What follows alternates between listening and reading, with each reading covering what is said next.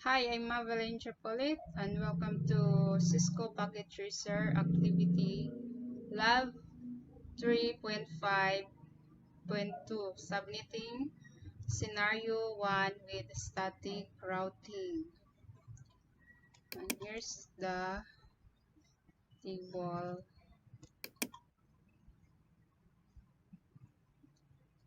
So learning objectives: determine the number of subnets needed. Determine the number of hosts needed. Design an appropriate addressing scheme. Assign addresses and subnet mask pairs to device interfaces and hosts. Examine the use of the available network address space and determine how static routing could be applied to the network. And here's the scenario. So, in task 1, examine the network requirements. Okay, so examine network requirements and answer the question below. But no need to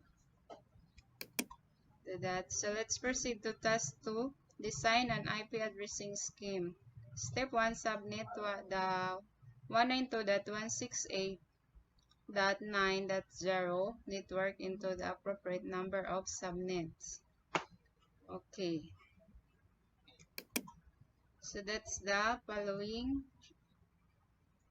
So fill up the following chart with the subnet information. So, yan. Pwede ka gamitin. So, just fill up the blank of the subnets. Then, step 2, assign the subnets to network shown in the topology diagram. When assigning the subnets, keep in mind that routing will need to occur to allow information to be sent throughout the network. The subnets will be assigned to the network to allow for route summarization of each of the routers. Okay. And let's proceed to task number 3. Assign IP addresses to the network devices. Assign the appropriate addresses to the device interfaces. Document the addresses to be used in the table provided under the topology diagram. So, step 1, assign addresses to the HQ router. Okay.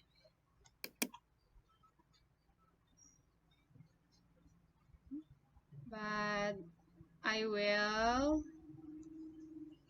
go to first to assign addresses to branch router 1. Okay. Router 1 muna tayo. So, mauna ang router 1. So, pero pwede po og ang HQ.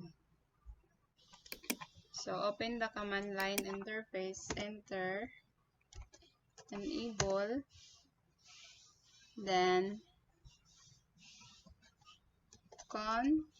ft or configure terminal, then IP address. So, assign first valid host address. Okay, pass Ethernet 0/0. Okay. And pass Ethernet 0/0, enter IP address, which is 192.168.9.113. Then the subnet mask is 255.255.255.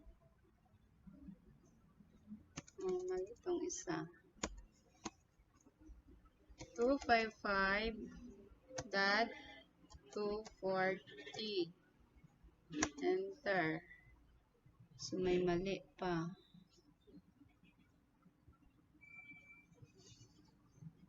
Okay. IP address 192.168.9.113.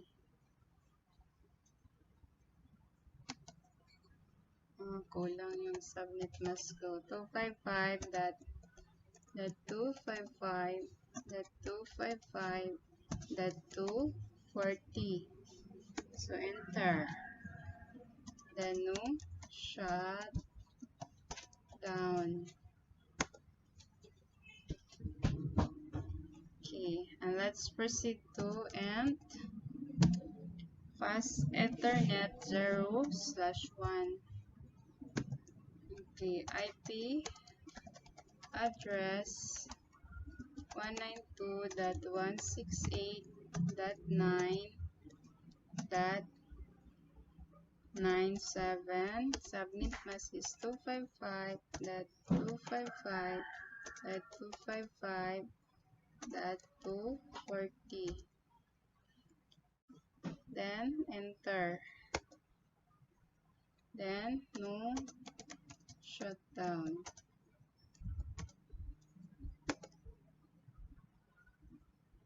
And let's proceed to serial.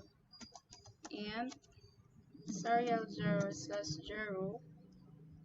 Enter IP address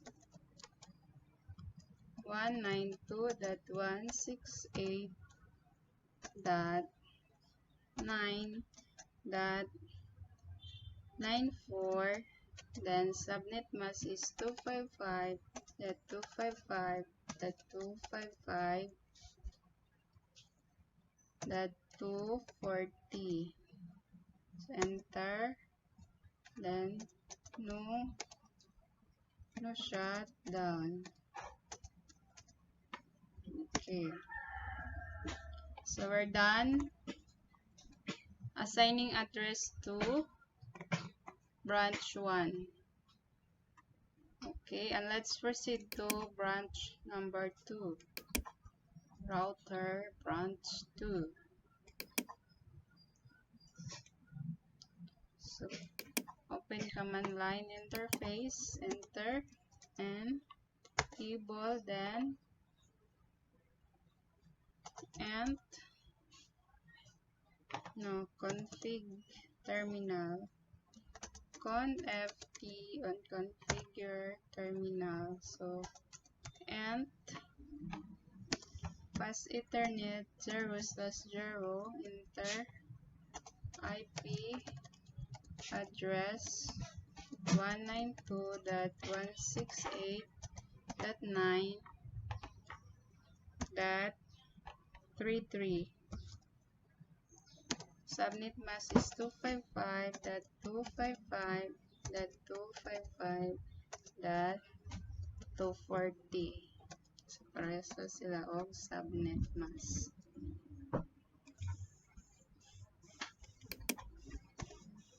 Then no shutdown. And fast Ethernet 0/1, enter IP address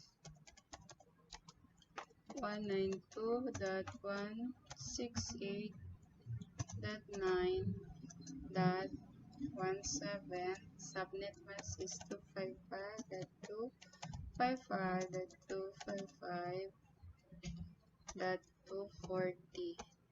Enter. Then no shutdown. The next is serial 01 and serial 0/1. Enter IP address 192.168.9.62 space 255.255.240, the subnet mask. Then enter, then no shutdown.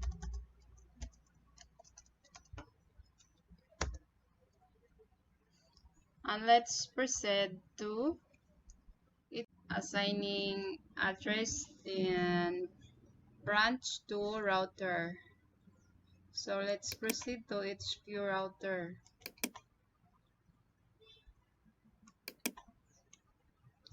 Pin command line interface, enter, then enable config terminal,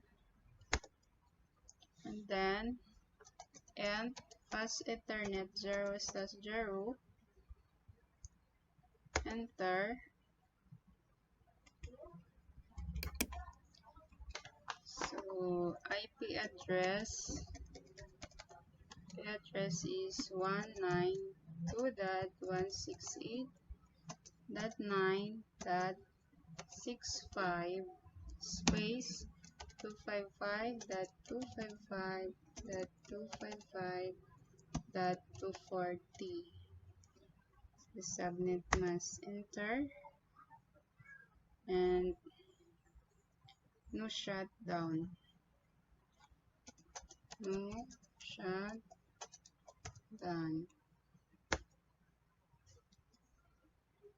And let's proceed to end pass Ethernet 0/1, enter, IP address 192.168.9.81 space 255.255.255.240 ang subnet mask, then enter, then no shutdown. Okay.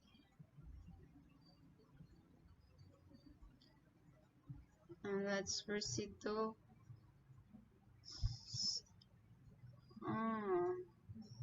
so mali yan. So walang interface pass Ethernet 0/1. It's supposed to be serial 0. So end. So mali yan, ha. So end serial 0/0, enter, then IP address. So ito yung IP address. So di na siya pass Ethernet. So serial na siya, ha. So paste, then enter, then no shutdown, enter. Now let's proceed to end serial 0/1,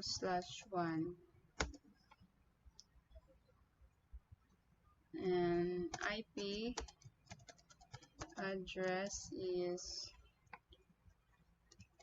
192.168.49 space 255.255.255.240. Okay, enter. Mali. IP address. Kulang. So, IP address kulang ng 9.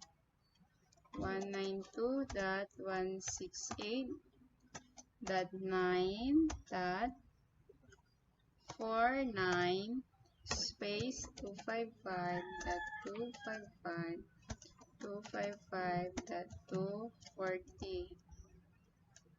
Enter. Then no shutdown. Okay. Let's check the result first before we proceed for the next task. Okay. So here's the assessment items. The result for branch 1, branch 2, and its Q. So serial 0 IP ang port is incorrect. So sa HQ. So let's go back to HQ. So, ang HQ, so, saan ang wrong IP address na shutdown? 192. Config. So,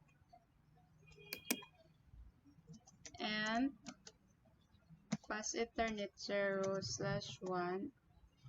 enter, then shutdown para di siya ma-libog. Okay. Link 5 change interface pass Ethernet 0/1 change state to administratively down. Administratively down. So let's check again.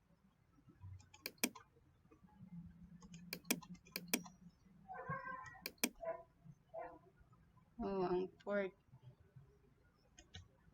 IP address serial 00. Port. IP subnet. So mayroong ang port sa HQ. So HQ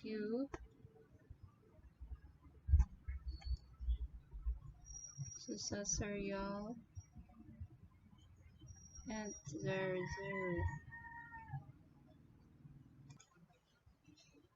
So nag-assign ako address sa end is 0/serial 0/0. So let's see what's the result. Ay mali daw ang port. So enter. Bad mask daw. Oh, okay. Bad mask niya.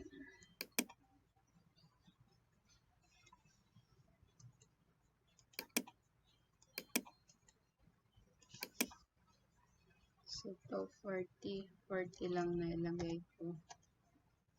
So, enter.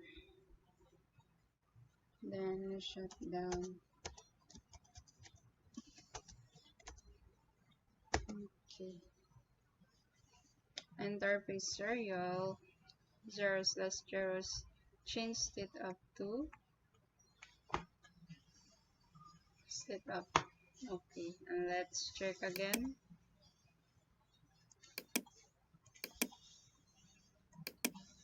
So sa HQ yun on. So here's the assessment result. Assessment item result. Okay, let's proceed to assigning IP address to the PC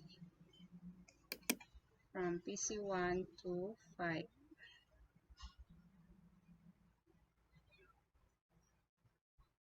Okay, so PC1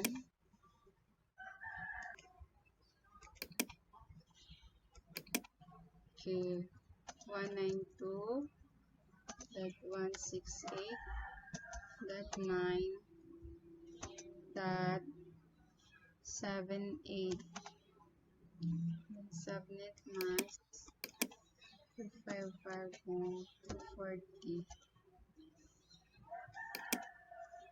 Then 192.168.9.65. Okay.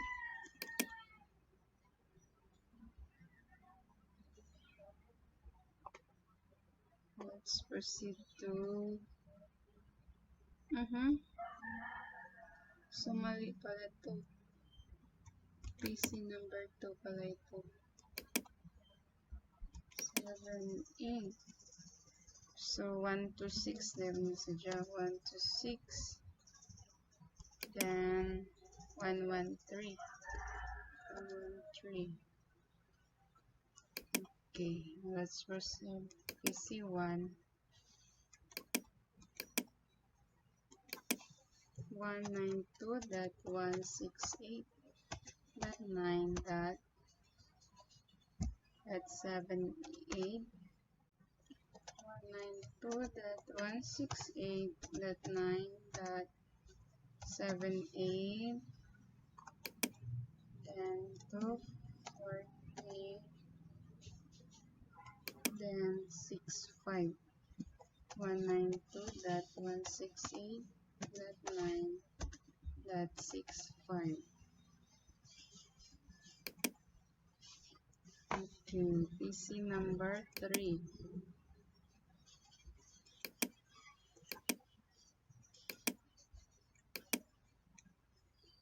So 192.168.9.110, subnet mask 240, then 97. 192.168.9.97.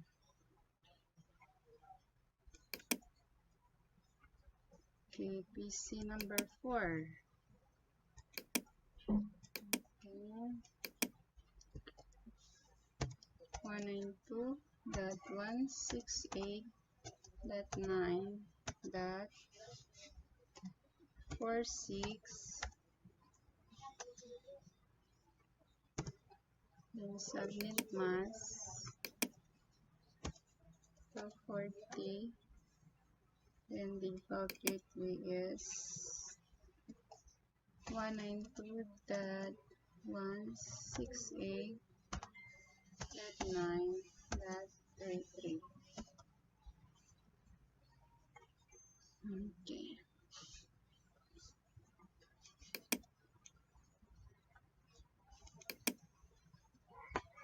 Okay, and let's proceed to PC number 5.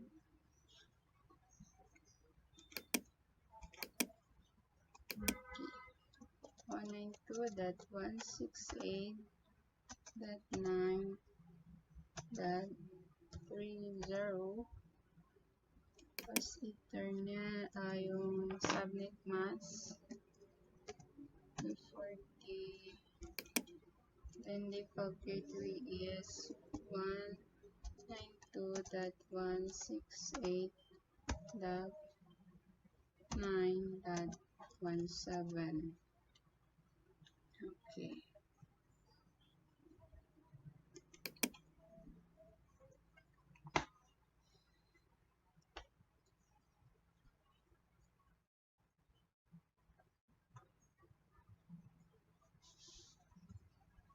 How many IP address?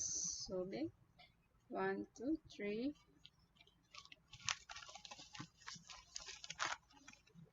How many IP address?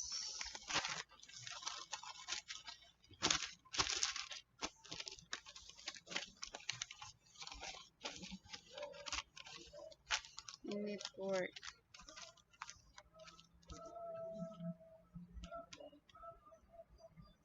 4, 5, 6, 7, 8. So 9. 9. What would command be to add a default static route on the WAN interface of the branch 1 router? Default static route.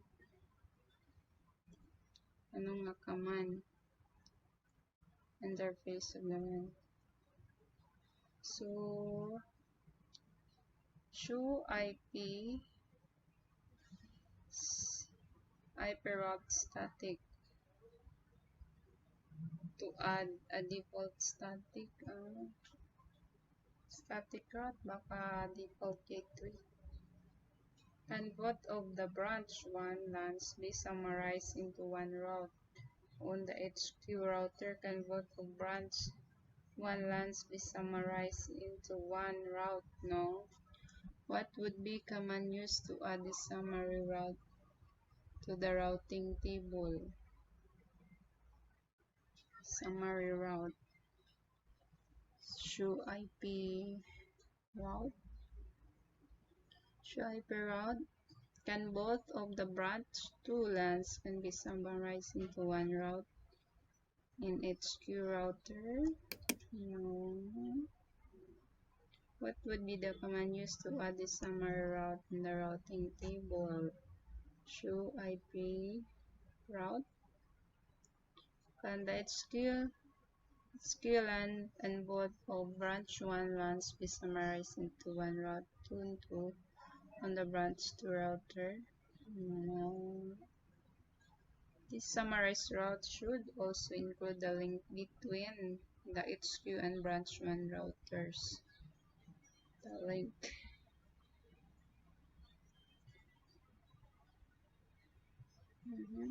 That would be the command used to add the summary route to the routing table. Show command, show IP route.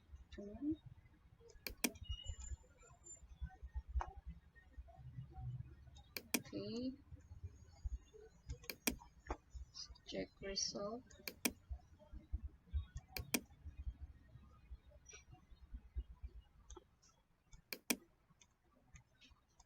So 100%. So that's all for the activity lab 3.5.2 subnetting scenario 1 with static routing. Thank you and hope you learned something from this video or this activity, and see you on my next video. Thank you.